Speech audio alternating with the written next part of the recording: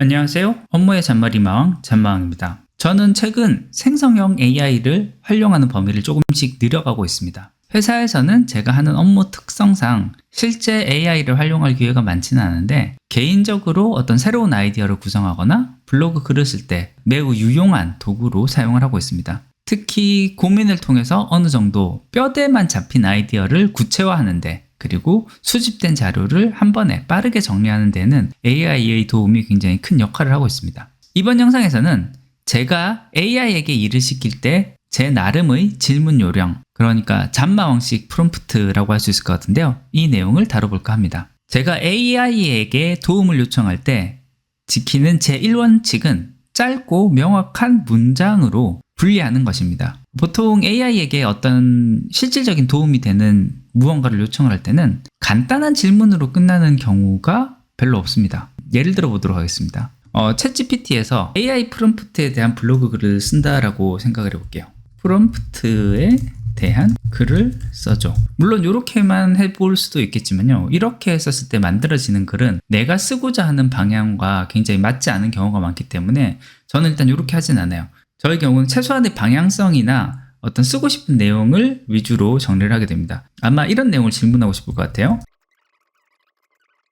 그래서 좀 더 구체적으로 질문을 한다라고 하면은 지금 쓴 것처럼 이런 식의 내용을 쓸 수 있을 것 같아요. 답은 잘 나오긴 하는데 이것보다 제가 더 추천하는 방법은요. 내가 요청하는 내용 자체를 여러 개의 짧은 문장으로 나누는 거고요. 그 문장도 가능하면 번호를 달아서 정리를 해주는 게 좋습니다. 그래서 동일한 내용이지만 제가 보통 질문을 하는 방법은 이 방법이 아니라 다음과 같은 형태로 질문을 많이 합니다. 앞에서 물어봤던 질문과 그 내용 자체는 동일합니다. 하지만 제가 줄을 한 번씩 나눴고요. 그리고 각각 1번, 2번, 3번 이런 식으로 번호를 달아서 좀 명확하게 구분을 하게 해두었습니다. 이렇게 질문을 하는 것이 AI에게 일을 시킬 때 보다 명확한 결론을 얻게 되더라고요.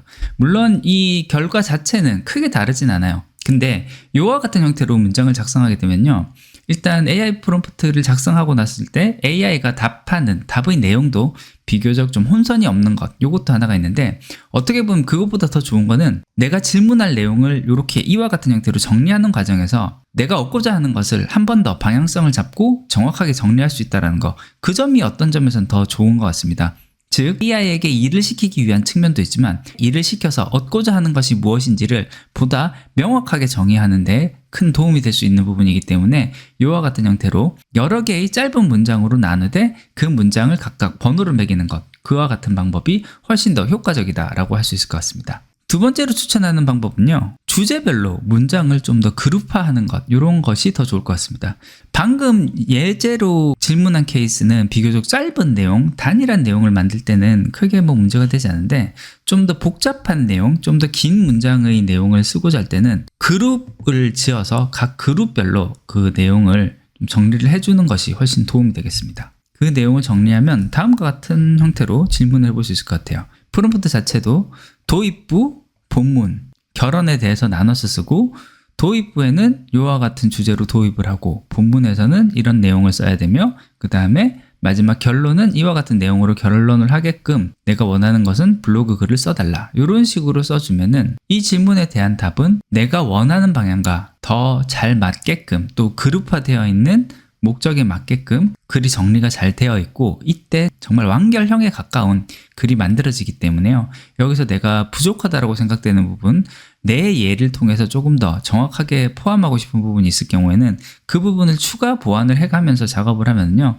효율적으로 AI에게 일을 시키는 그런 일을 할 수 있다는 거, 이렇게 볼 수 있을 것 같습니다. 세 번째로 마지막으로 추천하는 방법은요. 다른 사람이 잘 만든 프롬프트를 참조하는 것, 그게 굉장히 큰 도움이 되는 것 같아요. 특히 프롬프트 엔지니어들이 다룬 또 유튜브 영상들도 있으니까요. 그 영상들을 좀 찾아보시면 굉장히 많은 인사이트를 얻을 수가 있습니다. 제가 최근에 찾아본 영상 중에 가장 인상적이었던 프롬프트 중에 하나가 이와 같이 규칙과 자기 검증에 모르는 정보면 모른다고 확실하게 대답해달라는 거, 그리고 자기 검증에 대한 내용도 포함을 해달라는 거, 이 두 문장을 넣는 것만으로도 굉장히 퀄리티가 올라간다는 요 내용의 영상이 있었는데요. 요 영상 굉장히 괜찮은 영상인 것 같아요. AI 프롬프트를 이해하는데 굉장히 참고할 만한 내용이 많기 때문에 굉장히 도움이 된다고 생각이 되고, 요 영상에 대한 링크 또한 고정 댓글에도 올려놓을 테니까요. 혹시 관심 있으신 분들은 요 영상을 한 번 더 보시는 것을 추천드립니다. 결론을 지면요, 제가 얘기하고 싶은 거는 먼저 내 생각부터 정리가 잘 되어야지 AI에게 일을 잘 시킬 수 있는데, 그 관점에서 본다라고 하면은 짧고 명확한 여러 개의 문장으로 분리를 하고, 분리한 문장을 이 그룹화를 해서 AI가 답을 통해서 얻고자 하는 답의 방향성을 정확하게 잡아주는 거, 이것만 정확하게 돼도 우리는 우리가 원하는 결과를 AI를 통해서 굉장히 잘 얻을 수 있다라는 생각이 듭니다. 세부적인 기술들 같은 경우는 AI 프롬프트 엔지니어들이 여러 가지 숙련된, 잘 정비된 기술들을 활용을 한다라면 훨씬 더 좋은 결과를 얻게 되리라 생각이 됩니다. 네, 오늘은 제가 AI에게 일을 시키는 법, 잠마형식 프롬프트에 대해서 간단하게 말씀을 드려봤습니다. 결국 이제는 AI에게 누가 일을 더 잘 시키느냐 하는 것이 우리 업무를 효율화하는 그 능력의 척도로 오는 날이 그리 멀지 않은 것 같습니다. 지금부터라도 우리 주변에서 쉽게 사용할 수 있는 AI 툴들에게 이와 같은 요령, 나만의 요령으로 좀 더 잘 정비된 방식으로 질문하는 법, 질문하는 능력을 키워보시는 건 어떨런지요. 오늘 준비한 것은 여기까지입니다. 끝까지 들어주셔서 감사합니다.